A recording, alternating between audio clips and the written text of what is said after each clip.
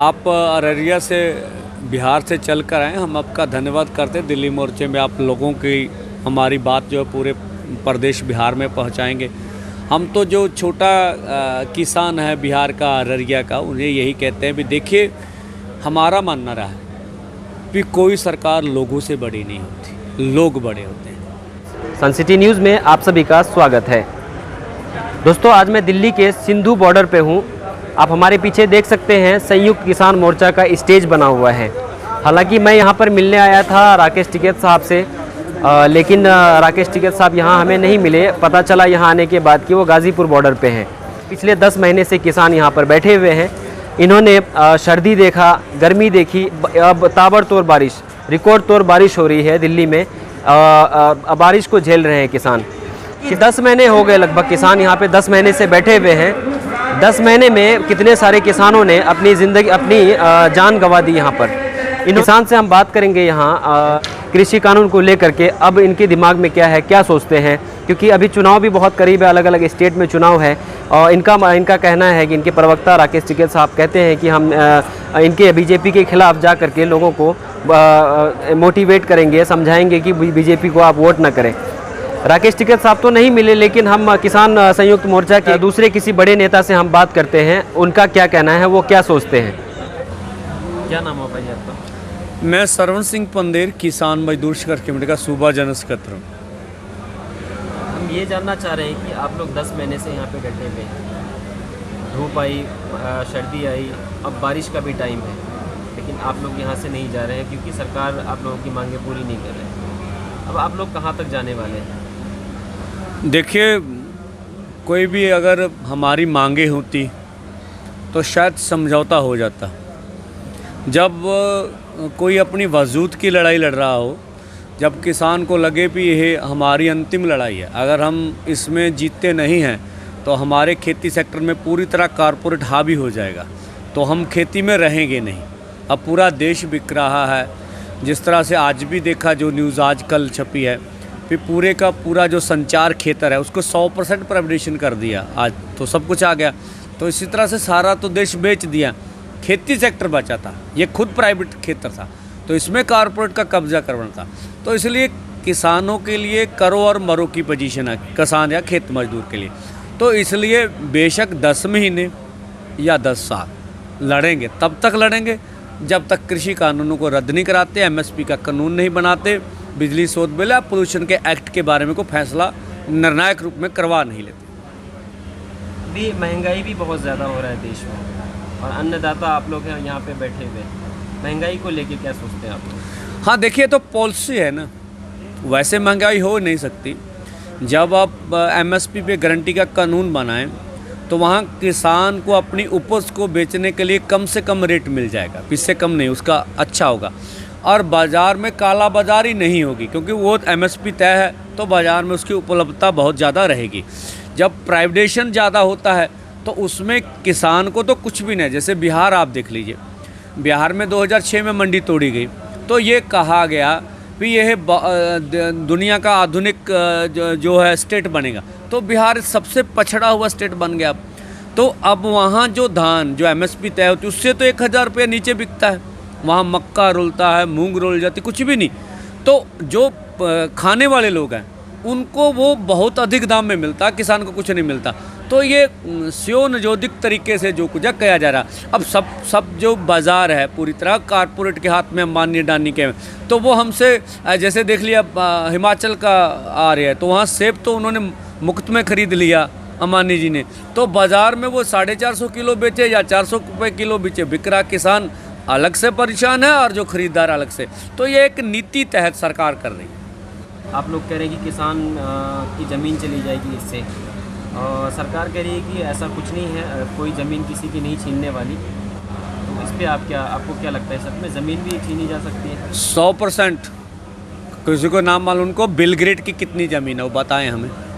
जो अमेरिका के कारपोरेट घराने, उनके पास क्यों बिल ग्रेड की 2.5 लाख एकड़ ज़मीन है, उन्होंने क्यों रखी है भाई? जब कारपोरेट आएगा तो हर चीज़ हमें बीज भी देगा, जो एक्ट में प्रोविज़न है भी आपको बीज भी कॉरपोरेट देगा, पेस्टिसाइड भी देगा, फर्टिलाइज़र भी देगा, खेती मशीनरी भी देगा, टेक्निक भी देगा। और जब और आपको पैसा खर्चना तो भी जब आप उसके कर्ज में डूबेंगे, जब वो आपका सब कुछ देगा तो फिर उतारेगा, वो बोलेगा दे दो ज़मीन फिर, या वो आपसे साथ कॉन्टैक्ट। ऐसी कोई बात नहीं। ऐसे यूरोप का आंदोलन, यूरोप में ये कानून लागे, अमेरिका में हम मोदी जी को हम सवाल करते हैं भी बताइए फिर यूरोप या अमेरिका में 1.5-2% लोग खेती क्यों कर रहे हैं? वहाँ भी तो बहुत खेती होती थी, इसलिए जब कारपोरेट आया तो सारी खेती उनके पास चली गई। अभी अमेरिका 80% सब्सिडाइज करता है अपने किसान को, तब भी वहाँ खेती करने के लिए कोई तैयार नहीं। 450 बिलियन का कर्ज है अमेरिका के किसानों के ऊपर। तो ये झूठ बोलने का उनकी आदत है। ये जब कारपोरेट आएगा धीरे धीरे मंडी जाएगी, उसके बाद पूरी ज़मीन जाएगी। जैसे देख लीजिए, जब उन्होंने सरकारी स्कूल के सामने प्राइवेट स्कूल लाया तो हमें अच्छा लगा भी टाई शाई लगा के हमारा लड़का जा रहा है, उन्होंने सरकारी खा लिया। जब वो सरकारी अस्पताल के सामने प्राइवेट अस्पताल लेके आए तो लोगों को अच्छा लगा भी नर्स घूम रही है, एसी रूम मिलता है, पर उन्होंने सरकारी अस्पताल खा लिया। जैसे आप आवाजाही के जितने साधन थे अब जिन सूबों में, तो वो सरकारी रोडवेज तो जो खा ली बस, तो अब प्राइवेटेशन बहुत जल्दी से हुआ। जहाँ जहाँ भी प्राइवेट, अब सरकारी मंडी के सामने मोदी जी कह रहे प्राइवेट मंडी आ रही है, तो बोले सरकारी को कोई नुकसान नहीं होगा, जैसे पहले हुआ नुकसान होगा। तो वो ये बातें कहने की है, पहले भी हमने देखा, ये तजर्बा हमारा है कि जिस तरह से देश को लूटा गया, कोई शक नहीं है 100%। जब भी मर्जी सरकार आ जाए उसको डिबेट में जता देंगे कल एक एक क्लॉज में कि आप किस तरह से हमारी ज़मीन को छीनेंगे। मुजफ्फरनगर में आप लोगों ने अभी एक सभा किया था, बहुत बड़ा, बहुत लोग थे। वहाँ से कयास लगा जा रहा है, बहुत सारे लोग कहते हैं कि चुनाव भी, आप लोग चुनाव की भी तैयारी कर रहे हैं। बिल्कुल नहीं।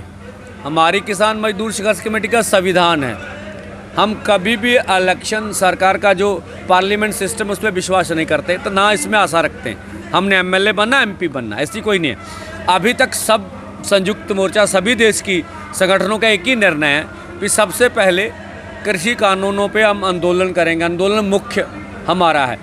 अगर कल को ये जीत लेते हैं, फिर कोई जिसको जो कुछ करना वो करे ना करे, वो हमारा इशू नहीं।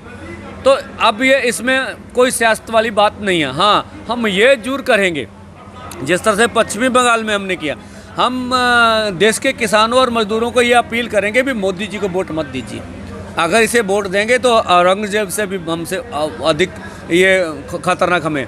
तो अब दूसरी पार्टियों को हम अच्छा नहीं कहते भी, दूसरे अन्य जो दल हैं वो अच्छे हैं, लेकिन मोदी जी को वोट नहीं देना। अब कहाँ देना वोट वो अपनी मर्जी करें। तो जिस तरह से पश्चिमी बंगाल में लोगों ने हमारी बात मानी है, हमें पूरी आशा यूपी और उत्तराखंड में भी ऐसा होगा। सत्ता भी मोदी जी के हाथ से जाएगी और कृषि कानून भी रद्द होंगे। जी अम्मा, कब तक आप लोगों का इरादा है यहाँ बैठने सबसे पहले तो सत श्री अकाल, अस्सलाम वालेकुम, नमस्कार पूरे भारतवासियों को। जी कब तक आप लोग बैठेंगे यहाँ पर? आप लोगों की मांगे अभी तक नहीं मांगी? जब तक ये मांगे हमारी वापस नहीं लेते मोदी सरकार, तब तक हम यहाँ बैठेंगे, चाहे 2024 तक क्यों ना हमें बैठना पड़े। हमारी जो 3 काले कानून बिल है, MSP है, ये वापस रद्द कर ले, हम कल ही यहाँ से उठ जाएंगे। अगर जब तक वो रद्द नहीं करेंगे हम यहाँ से नहीं जाएंगे, ये हमारा इरादा है। आप लोग का इतनी बारिश हो रही है, कैसे आप लोग यहाँ पे अभी रह रहे हैं? देखिए, जब हम अपने हक लेना है तो लाशें भी उठाना है, तो हमें कोई तकलीफ़ नहीं है। चाहे बारिश आए, आंधी आए, चाहे वो हमारी खून मांगे, हम देने के लिए तैयार है, लेकिन हम अपना हक लेकर ही उठेंगे, यहाँ से जीत कर ही जाएंगे। क्या नाम है अम्मा आपका? मेरा नाम मेहरुनिशा है, मैं बंगाल की हूँ, फ़िलहाल दिल्ली में रह रही हूँ, और मैं शाहीन बाग की भी हूँ दादी। इतनी बारिश हो रही है फिर भी आप लोग यहाँ पे डटे हुए हैं, तो क्या सोचा है आप लोगों ने आगे? हमने तो अपने हक के लिए बैठे हैं, बैठे रहेंगे। कितनी भी दिक्कतें हमारे को आ रही है, आपके सामने ही है कितनी भी, लेकिन हम उससे जूझेंगे। उससे कितनी भी दिक्कतें हैं, जितनी देर ये कानून रद्द नहीं किए जाते, हम कितनी भी परेशानियाँ कुछ भी हो, हम जहाँ डटे रहेंगे। आपके सामने ये देखो कैसे लंगर बन रहा है, कैसे कीचड़ हो रहा है, सब आपके सामने ही है। इसमें तो कोई दूसरी बात तो है नहीं कि ऐसे बोल रहे हैं। परेशानियाँ तो आपके सामने ही देख ही रही हैं आपको, कैसे लोग पानी में कैसे बैठे हुए हैं, लेकिन फिर भी जूझ रहे हैं और जूझेंगे। कुछ भी हो, कितनी भी कठिनाई। किसान तो पहले उसको तो कठिनाइयाँ, कोई परेशानी होती भी नहीं, वो तो पहले भी कितनी कठिनाइयाँ, कैसे फसल को बोता है, कैसे करता है, वहाँ सांप आ जाए रात को, कुछ भी आ सकता है। वो तो पहले ही परेशानी में रहता, किसान तो पहले ही परेशानी में है, उसको इतनी ज़्यादा कोई परेशानियों से दिक्कत भी नहीं है कि उसको कोई दिक्कत है। सरकार को क्या संदेश देना चाह रहे हैं आप? सरकार को संदेश देना भी हो, उसको बिल वापस लेने पड़ेंगे, ऐसे नहीं काम चलेगा। 1 साल 2 4 साल तक हम तैयारी कर लिया और 4 साल से आगे भी जाना पड़ा तो आगे भी जाएंगे। मोदी का बेटा है, उसका पुत्र भी है, उसके साथ ही लड़ेंगे। हाँ, जब तक के नहीं कानून पास होते हम लड़ते रहेंगे और शांतिपूर्वक लड़ते रहेंगे। और आज एक कला पंजाब नहीं, हरियाणा नहीं, यूपी भी, सभी स्टेट हमारे साथ है, सभी स्टेट एक जगह पर लड़ रहे हैं। ये जो 3 काले खेती कानून है, ये हमारे मौत के वारंट है, इसको वापस लें तुरंत। अहीं अपने घरों में जाएँ शांतिपूर्वक। जो हमारे भाई पुलिस वाले हैं, फौज वाले हैं, वो भी परेशान हो रहे हैं, वो भी अपनी परेशानी उन्होंने भी दूर होवे। आम जनता जी आ वो भी खराब हो रही है, इन्हें सिर्फ भाजपा वाले करके। सर्दी बिताली पूरी, हाँ जी, गर्मी बिताली, हाँ जी, बरसात भी आ गई, हाँ जी, बरसात इस बार तो रिकॉर्ड तोड़ बारिश हुई है, हाँ जी, आप लोग डटे हुए हैं फिर भी, हाँ जी। कब तक? जब तक फैसला ना होएगा वो तक 2 साल 3 साल 4 साल 5 साल 10 साल ऐसे चलेगा। गुरु की संगत आउनी जाएगी, लंगर पकाएगी, लंगर छकेगी, जित के जावांगे जी। जब तक मांगे नहीं मांगी जाएगी आप लोग ऐसे डटे रहे? ऐसे डटे रहेंगे, ਉੱਥੇ ਮਰਨਾ ਜੇ ਪੈਲੀ ਉਹ ਲੈ ਕੇ ਸਾਡੀ ਤੇ ਫਿਰ ਵੀ ਮਰਨਾ ਹੀ ਆ। ਤੇ ਇੱਥੇ ਗੁਰੂ ਘਰ ਵਿੱਚ ਸੇਵਾ ਕਰਦੇ ਆ। क्या नाम भाई आपका? गुरभजन सिंह। क्या नाम है डॉक्टर साहब आपका? मेरा नाम डॉक्टर कंवरदीप है। डॉक्टर साहब यहाँ पर किस किस चीज़ों की दवाई दी जाती है? जहाँ पे फर्स्ट ऑफ ऑल, क्योंकि फर्स्ट एड वाला वैसे तो काम है, जैसे मुरली सहायता देते हैं, कोई पेशेंट है उसको कोई एलर्जी है, कोई अपना खांसी जुकाम वगैरह है, मुरली सहायता दी जाती है। वो पेट गैस वगैरह ऐसा कोई मेजर कोई वो नहीं करी जाती। जो मुरली सहायता है, पेशेंट लगातार कोई थोड़ी प्रॉब्लम से लेकर उसको बड़ी प्रॉब्लम ना जाए, उसके लिए मुरली सहायता दी जाती है। डॉक्टर साहब आप किसान आंदोलन में आप लोग बैठे हुए हैं तो पिछले 10 महीने से जी, सरकार के लिए क्या संदेश है? सरकार के लिए संदेश किसानों का बड़ा स्पष्ट है जी, कि जो कानून लोगों के खिलाफ हों, लोगों के हित के ना हों, और जब एक बड़ी संख्या में लोग ये बोल रहे हैं कि उनको वापस लो क्योंकि वो हमारे हित में नहीं है, और उनकी सलाह से जो ना बनाए गए हों, वो कानून सरकार को वापस लेने चाहिए। इसमें कोई ईगो वाली बात, कोई अकड़ वाली बात नहीं होनी चाहिए। जहाँ कोई ये नहीं सोचना चाहिए कि अगर कानून वापस ले लिए तो सरकार की बेइज्जती हो जाएगी, जैसा कि स्टेटमेंट बार बार आ रहा है। तो जो लोकतंत्र में जो सरकार होती है लोगों द्वारा बनाई जाती है और लोगों के लिए बनाई जाती है, इसलिए उसको समझनी चाहिए, ये बात सरकार को समझनी चाहिए।